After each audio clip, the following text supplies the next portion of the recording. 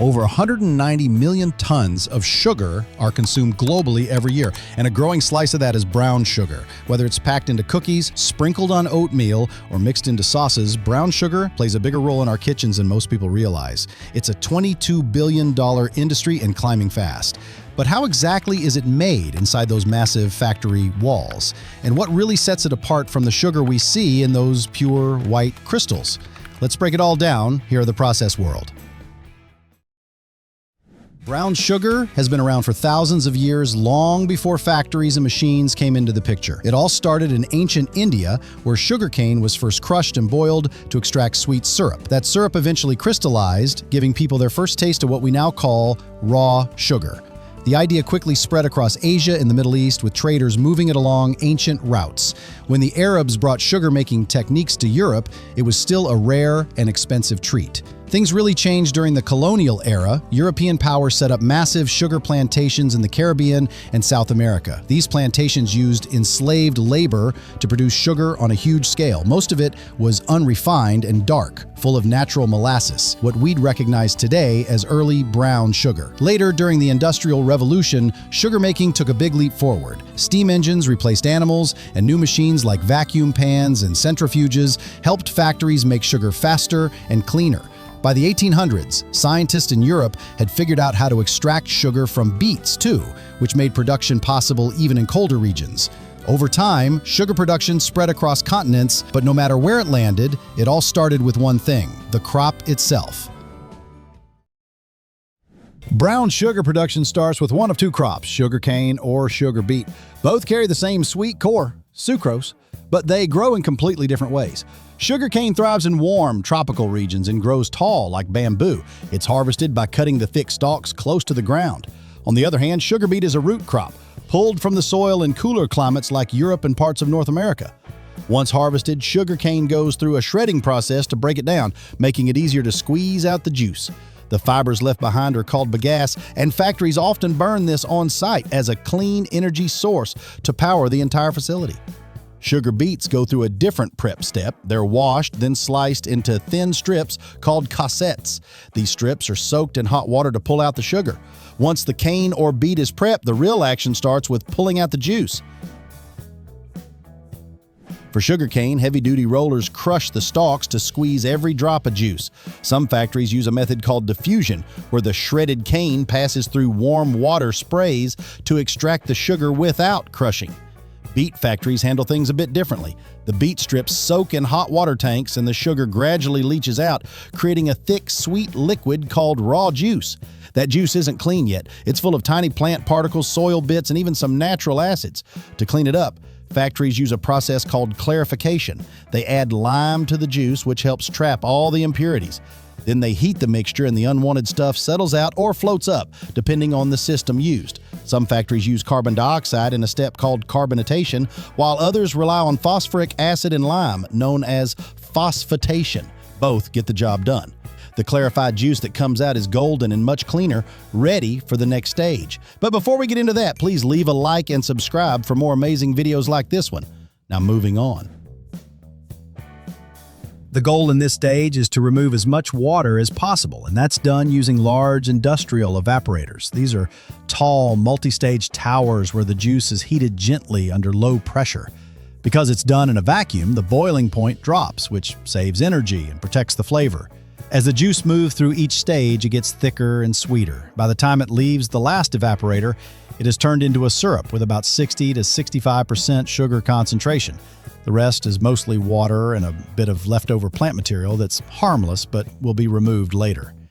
This syrup is the base for everything that comes next. Its consistency, color, and taste all play a part in how the final sugar will turn out. Before anything can crystallize, though, this syrup needs to be taken through another transformation, one that involves heat, pressure, and the right timing. And that's where crystallization begins. With the syrup thick and sweet, it's time to turn that liquid into real sugar crystals. Factories use something called a vacuum pan, a big pressurized vessel that carefully heats the syrup without burning it. As it boils, tiny grains of sugar are added as seeds. These act as starters, helping the rest of the syrup form into solid crystals around them. As the crystals grow, the syrup thickens into what's called masse écuite, a mix of crystals and leftover liquid. When it reaches the right consistency, this mix is moved into a centrifuge. Think of it like a giant spinning drum. It spins at high speeds to separate the crystals from the remaining liquid, which is known as molasses. The first batch of crystals that come out is usually the purest. Factories often go through this process more than once to squeeze out extra sugar from the leftover molasses. After the spin, the crystals are briefly washed with steam or hot water to clean off any surface molasses, depending on the type of sugar being made. At this stage, raw sugar is ready. But for brown sugar, there's still one key decision ahead: how much molasses should stay and how much should be added back in later. That step defines everything about the final product. Now, if they're going for white sugar, those raw crystals are washed, melted down, and taken through a second round of purification. The syrup goes back through filters, decolorizers, and vacuum pans until what's left is pure, dry, bright white sugar with almost no molasses. Brown sugar takes a different route.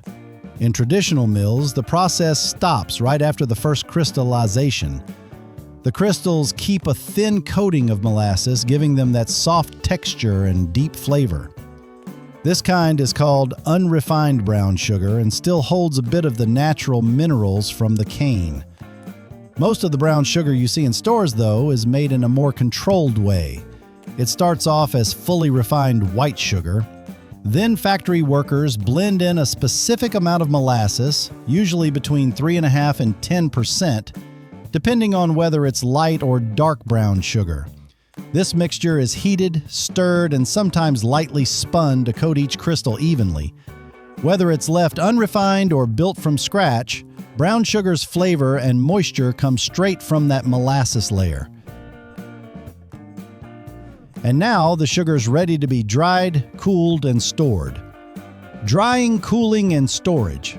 The crystals are moved in the large rotating dryers where warm air gently removes excess moisture without melting the molasses coating. This step is carefully controlled to keep the sugar soft and slightly sticky without making it too wet or too dry. After drying, the sugar passes through cooling systems. These bring the temperature down to avoid any condensation during storage. If sugar is packed while it's still warm, moisture can build up inside the bags, causing lumps or spoilage. So cooling is just as important as drying.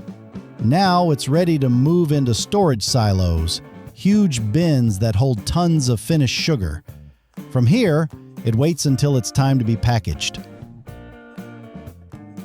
Now that the brown sugar is cool and ready, it moves straight to the packaging line. Depending on where it's headed, the factory can pack it into small sachets, 1-kilo kitchen bags, or massive industrial sacks. Machines do most of the heavy lifting here.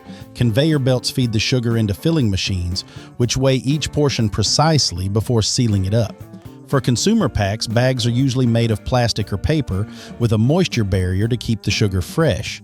The machines seal them using heat, then print on the labels brand name, weight, nutrition info, and production badge. Larger bags for commercial use are packed into 25 to 50 kilogram sizes, while huge orders go into big bag containers that hold up to a ton.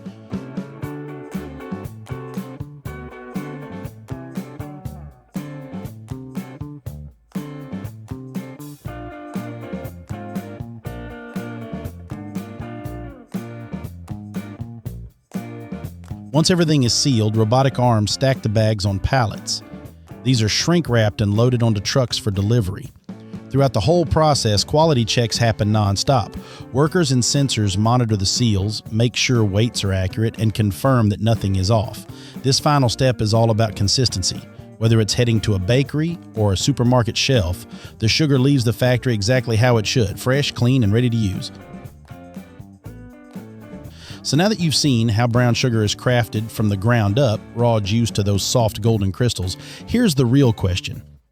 If you had to pick just one sweetener for the rest of your life, are you sticking with brown sugar or switching sides to Team White? Share your thoughts in the comments section below as you leave a like and subscribe for more videos like this one.